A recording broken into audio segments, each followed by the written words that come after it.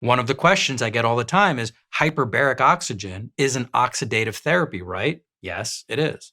So therefore, isn't hyperbaric just contributing to the overoxidation of these already overoxidized patients? And the answer is could be, but typically no, it's not. Why? Most of the oxidation that we're talking about with regard to overoxidation and free radical damage, those are what's called exogenous oxidation. In other words, oxidation coming from outside of our body, our phone, our routers, the radiation that's in our atmosphere. Those are outside of our body and they oxidize or cause free radical damage to our cells. Hyperbaric is a little bit different. Hyperbaric, you're breathing molecular oxygen. Molecular oxygen, which is O2, is actually very stable. When we talk about free radical oxygen, that's O3. So O3 is 3 oxygen molecules together, and that is not a stable molecule. So O3 is very reactive. O3 is actually ozone. When that singular oxygen molecule is let go, because it's so reactive, it has the capacity to cause cellular damage. O2, however, is very, very stable. So you're in a hyperbaric chamber and you're breathing O2, a stable molecule. And as a result of that O2 exposure, that oxygen is making its way to your mitochondria. It's one of the rate limiting steps to ATP production is the amount of oxygen that your mitochondria are ultimately getting. So as you drive more oxygen into your cells, you drive more ATP production, which is generally a great thing for most of our cells to upregulate their function. However, your mitochondria are not 100% efficient at processing the oxygen. So a byproduct of cellular respiration is a thing called superoxide, which is a free radical version of oxygen.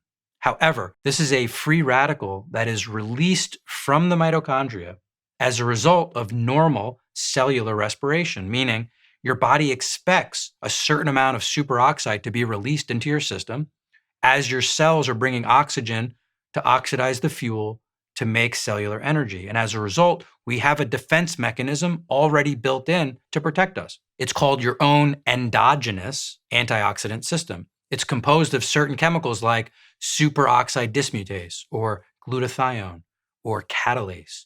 These are chemicals that you already have inside your body, and they are geared specifically to help you process that superoxide, turn superoxide back into water, and make it completely safe and benign. If you have a patient that's already very sensitive or clearly already overoxidized, you wouldn't want to take that patient and drive them into a chamber at 2.5 atmospheres on 100% oxygen, very high pressure, high percentages of oxygen, because could you overoxidize them through that mechanism? Yes, it's possible. However, what we also know about hyperbaric is if you start gently and you expose patients over a period of time to lower pressures and lower percentages of oxygen, as you increase mitochondrial function and produce a little bit more superoxide, your body's response to that isn't overoxidation, it's an increase in the endogenous antioxidant system.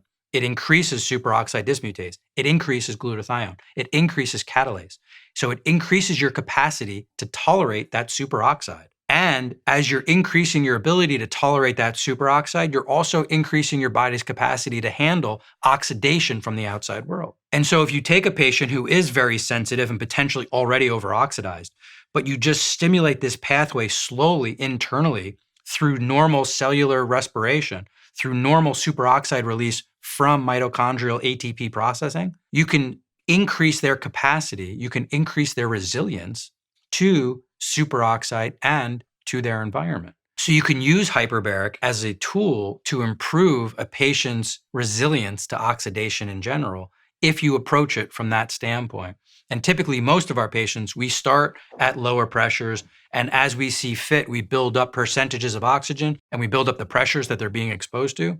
And as a result, we can get them to tolerate more mid-range or even higher pressures of oxygen without any issue whatsoever. Why is this so important? It's so important because we need to have some amount of oxidation inside the body to help stimulate those hormones, to help stimulate neurotransmitters, and to help stimulate those growth factors for repair and regeneration of cells. And at the same time, we need to protect ourselves from the overoxidation of our environment.